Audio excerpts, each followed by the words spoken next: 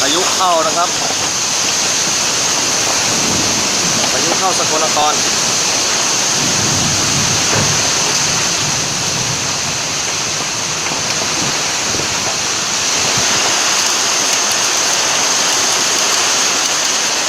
ถือว่าจัดว่ารุนแรงมากนะครับจัดว่ารุนแรงมาก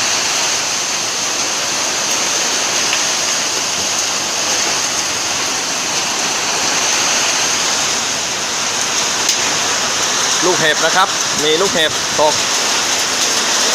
นะฮะลูกเห็บตกเยอะมากเลยครับผม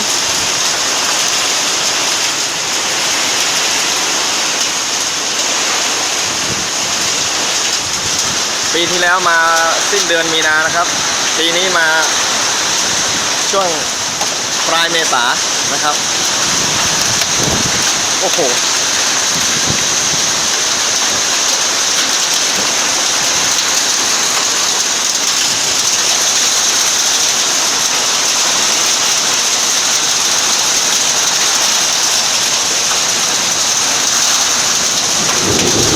นะครับอนุภาพของพายุฤดูร้อนโอ้โหลมแรงมากครับลมแรงมาก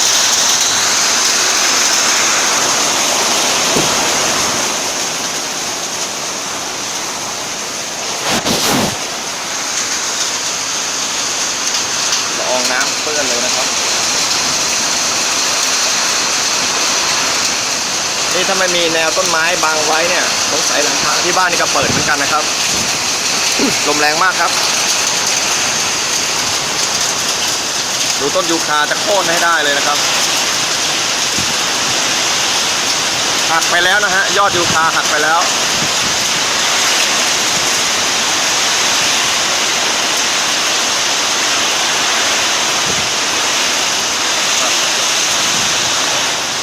ยอดยูคาหักไปแล้วครับโลเวอร์เดียวจริงๆครับ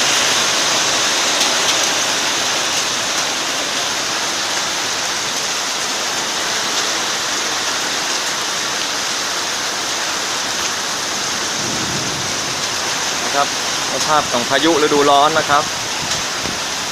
ภาคอีสานสกลนครนะฮะโชคดีนะฮะอาคารยังไม่ได้มีอะไรมากมายนะครับต้นยูคาหักนะครับผมเห็นไหมฮะต้นยูคาหักไป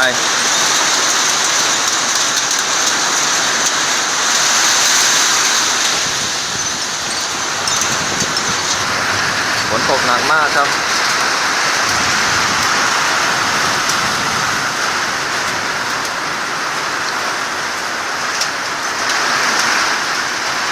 หน้าบ้านเลยนะครับเมื่อสักครู่ยังร้อนๆอยู่เลยนะครับแล้วอยู่ๆฝนก็ตั้งเท้ามาแล้วก็ตกนะฮะใช้เวลาไม่ถึงครึ่งชั่วโมงนะฮะแต่สภาพปกติออกมาเป็นอย่างนี้เลยนะครับพยายามอย่าจอดรถใต้ต้นไม้ใหญ่นะครับผมโค่นหักได้เป็นพายุลูกเห็บนะครับตอนนี้ลูกเห็บมีมาบ้างเล็กน้อยนะครับก็หายไปละมีมานิดหน่อย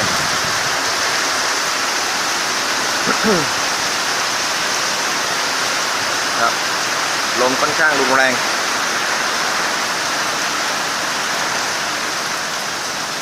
บ้านเติมบุญสกลนครนะครับก็เดี๋ยวซ่อมบำรุงกันไปฮะแต่ว่าน้ำสำคัญกว่าทุกอย่างแก้ไขได้เราได้น้ำก็โอเคครับ